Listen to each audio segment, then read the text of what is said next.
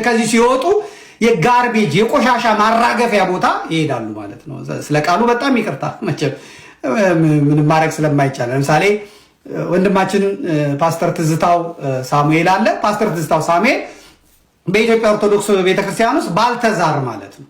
ይሄ ባልተዛር የሚባለው እዚህ አፍሪካ ውስጥ የነበረው ሰውዬ ባልተዛር ማለት እና በቃ ሁል ጊዜ በሰላም የማይተኛ ብቻ ሳይሆን እንደ ውሻ እግር የሚያይ ነው። በተለይ የሴት እግር ያያል። ያለፈ ጊዜ በጣም ይሄ ነው ብዬ እውነት ይቸገራለሁ ማለት ነው። እና የተወጋ ነው በእንትኑ የተወጋ ነው። የኢትዮጵያ ቤተክርስቲያን በዶላር ነው የምትከፍለው። ከዚህ ከወጣ በኋላ አሜሪካ ሲሄድ ሚስት አለው ልጅ አለው ብላ በዶላር ነው የምትከፍለው። እና ወንድማችን አዳም ተብሎ እንግዲህ ምድርን ሙላት የተባለውን እንደዛ መሙላት አለብኝ ብሎ ከአንድ ሚስቱ ነው እንደዛ ምድርን መሙላት ያለበት። እሱ ግን ሰንበት ትምህርት ቤት ሄደው አስጠና የተባሉትን ያያል፣ ይመርጣል። እድሜዋ ደረሰ አልደረሰ አይደለም፣ ባልተዛር ነው፣ የተወጋ ነው፣ አጋንንቱ የወጋው ነው።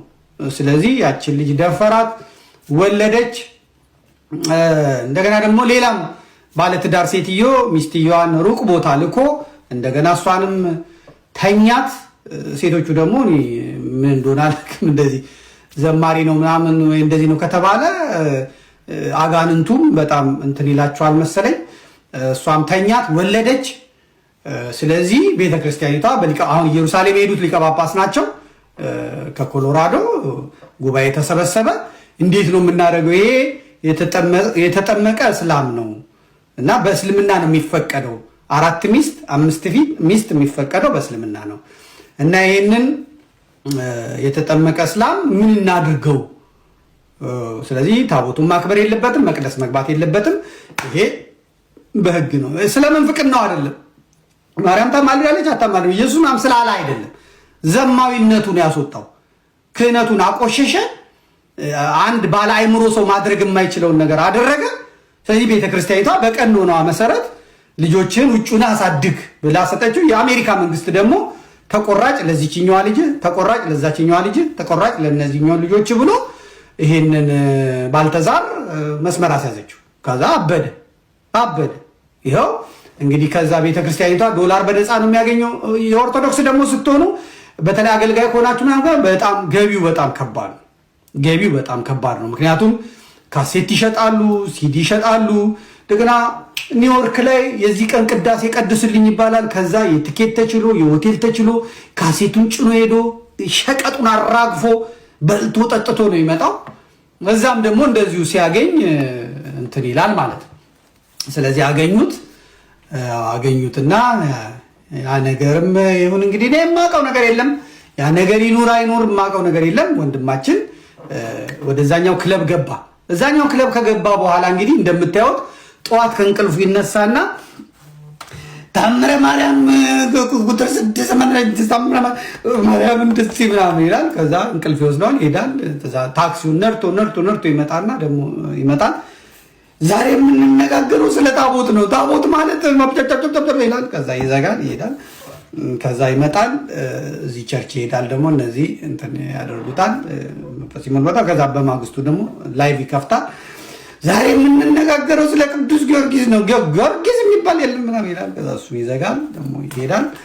ከዛ ደግሞ በማግስቱ ይመጣል። ከዛ ትዝ ይለዋል እዛ ያወገዙትን ክህነቱን የያዙበትን ተገቢ አይደለም ይሄ አንተ ኮርማ አይደለም እንስሳት እንኳን እንትን ይላሉ እና ጠበል ተጠመቅ ወይ ሕክምና ታይ ያሉትን ካህናት ትዝ ሲሉት ይመጣና ቄስ ማለት እንደዚህ ነው፣ ለትራ ማለት እንደዚህ ነው ምናምን ይላል። እና ወንድማችን ያው 5 ዓመት ሙሉ አሁን ከመቸገሩ የተነሳ እንትን ማለት ሁላ ጀምሯል። ወንድማችን በእውነት እንትን ማለት ጀምሯል። ያው ሲዘምርም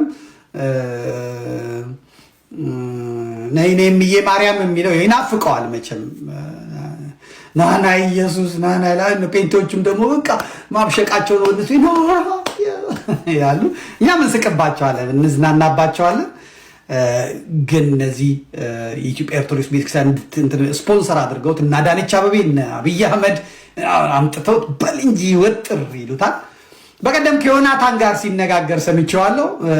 ምንድነው የምታስተላልፈው ብሎ ዮናታን ጠይቆታል። እንደ ቪዲዮ ካላችሁ ብትልኩልኝ ብናጫውተው ደስ ይለኛል። ወንድማችን ትዝታው ምንድነው ያለው? አው በጣም የጀነቀን እዚህ መተን ሲስተም ውስጥ መግባት ነው ያቃተን አይነት ነገር ነው እንደዚህ ሰማው ማለት ነው።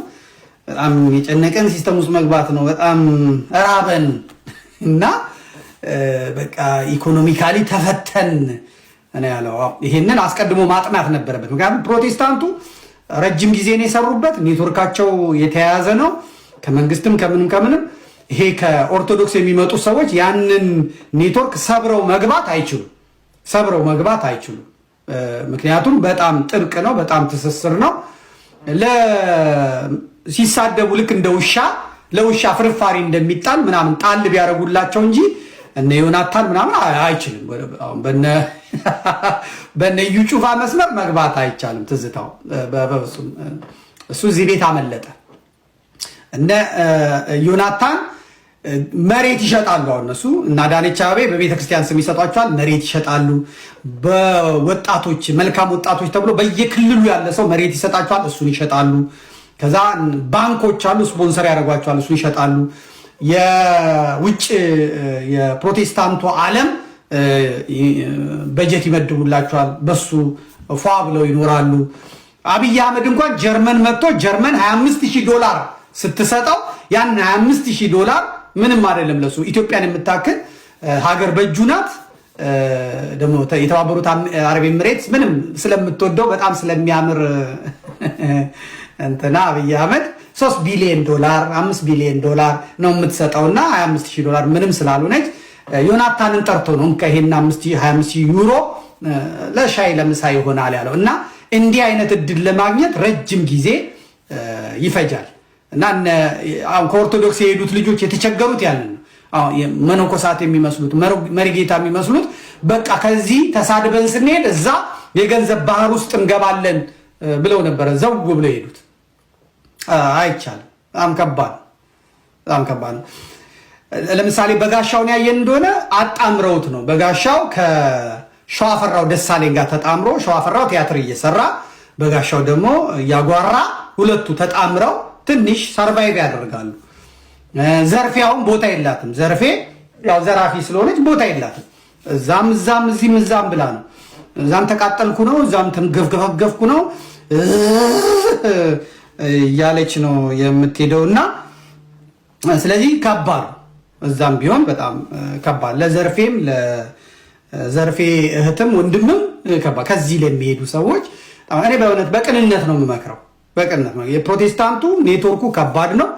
ያንን የቢዝነስ ሰንሰለት በጥሶ ለመግባት አይቻልም።